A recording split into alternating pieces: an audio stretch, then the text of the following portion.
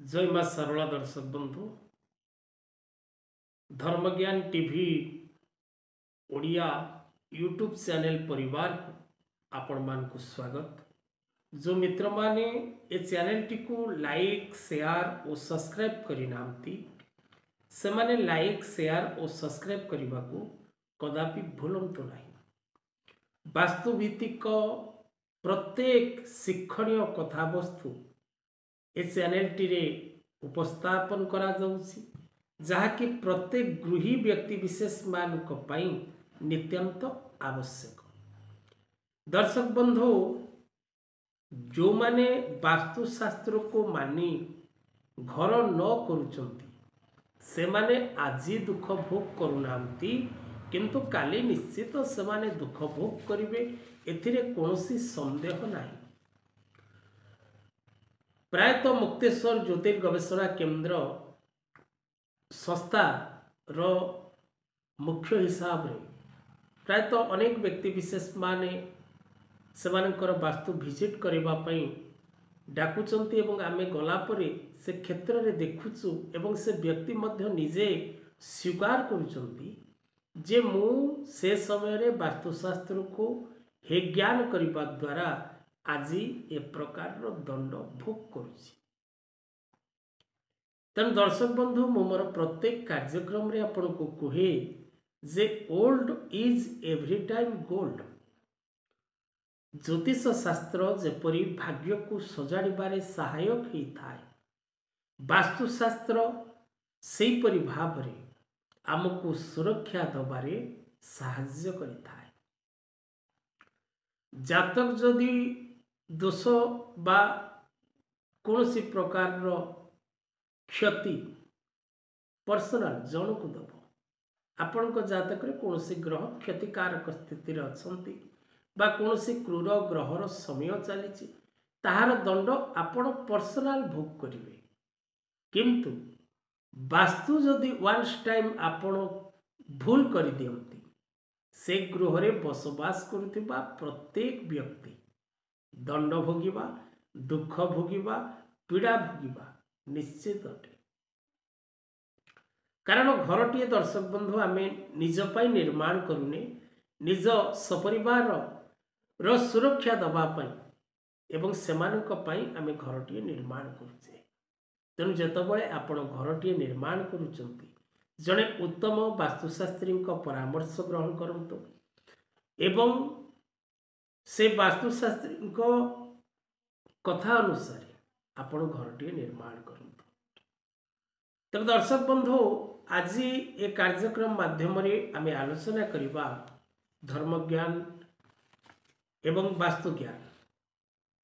कारण धर्म आधार रे वास्तु को प्रस्तुत करा जाए। धर्म जहा कहिछि वास्तुशास्त्र माध्यम रे आमे ताको पालन करिबा उचित। जेतबळे आमर वास्तु अशांत ही जाए आमर वास्तु दोषयुक्त ही जाए से दोषयुक्त वास्तु को संशोधन करिबा पई आमको प्रथम देव आराधना देव पूजा देव पद्धति बा धर्मर पद्धति आपणीबार अछि। तेबे दर्शक बंधु विशेष करी आज वास्तु ज्ञान टीवी ओडिया यूट्यूब चैनल माध्यम रे आपण किछि नियम ग्रहण करंतु एवं मानंतु। जदि आपणको वास्तु रे कोनोसी प्रकार रो दोष रहिछि कारण वास्तुशास्त्र अनुसार किछि नियम जदि आपण पालन करंती तबे गृह रे सुख शांति वृद्धि होता है। यह सत्य मानिले ठाकुर न मानिले पत्थर। आपण जदि कोनोसी कथा को ग्रहण न करिवे आपण जदि कोनोसी क्रिया न करी फलर आशा रखिबे एवं एक क्रिया उपयोगी नुहे बोली प्रकाश करिवे सेथिरे कोनोसी फायदा नहीं।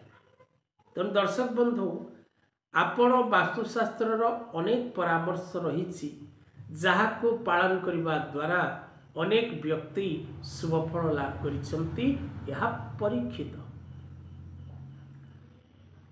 तेणु सुख और वैभव आशा करिबा प्रत्येक व्यक्ति विशेष मानकर इच्छा एवं कामना। तेणु जदि आपणक गृहरे वास्तुदोष रही कौन कारण तेबे छोट छोट नियम गुड़िक आपण आपणांतु एवं यार सफलता निजे परीक्षा करी देखंतु। गृहर जो स्थान रे वास्तुदोष रही थाए सही स्थान रे जदि आपण प्रत्येक दिन शंखनाद करती आपणक घरर जो स्थान रे वास्तुदोष रही से स्थान रे जदि आपण प्रत्येक दिन शंख ध्वनि करती देखिए दर्शक बंधु आपणकर वास्तुदोष प्रभाव कम हम। गृह निकट रे कदापि कौनसी कंटा जातीय वृक्ष रखंतु नहीं। समस्त कंटा जातीय वृक्ष को घर निकट काटी दियंतु। पूजा गृह रे सकाळे और संध्या समय रे दीपटीए घृतपूर्ण बा तैलपूर्ण जालिबा को भूलंतु नहीं सकाळ एवं संध्या। निज शयन कक्षर पलंक विशेषकर पलंक निकट रे कौनसी वस्तु किंबा सामग्री रखंतु नहीं। शयन कक्ष और पलंक निकट रे कौनसी भारी वस्तु किंबा कौनसी सामग्री रखंतु नहीं। मकदमार कागज पत्र जदि आपणकर घर भितरे कौनसी कोर्ट कचेरी बा माली मकदमा जनित केस रही से कागज पत्र को आपण कदापि धन बाक्स रे रखंतु नहीं। जदि आपण कौनसी सिंधुक बा गोड्रेज रे रखुचंती धन तेबे से धन बाक्स गोड्रेज रे आपण ए फाइल पत्र रखंतु नहीं। पूजा घर उपरे कौनसी भारी ओजन वस्तु किंबा टॉयलेट उपर गृह रे निर्माण करंतु नहीं। ये छोट छोट उपाय दर्शक बंधु आपण करबा द्वारा आपणक घरे जदि कौनसी प्रकार वास्तुदोष थाए तेबे सेथिरो आपन को मिली थाए मुक्ति। आजिर कथावस्तु को एठी रखिबा। जदि आपण निजर नुआ घर पाई वास्तु डिजाइन चाहूचंती वास्तु विजिट करेबा पाई चाहूचंती निजर राशि अनुसार घरटीए पाइबा पाई चाहूचंती तेबे मुक्तेश्वर ज्योतिर्गवेषणा केन्द्र परिवार सहित जोड़ी होबा पाई तले दिया जाइथिबा नंबर रे जोगाजोग करबा को भूलंतु नहीं। आजिर कथावस्तु को एठी रखिबा। जय जगन्नाथ।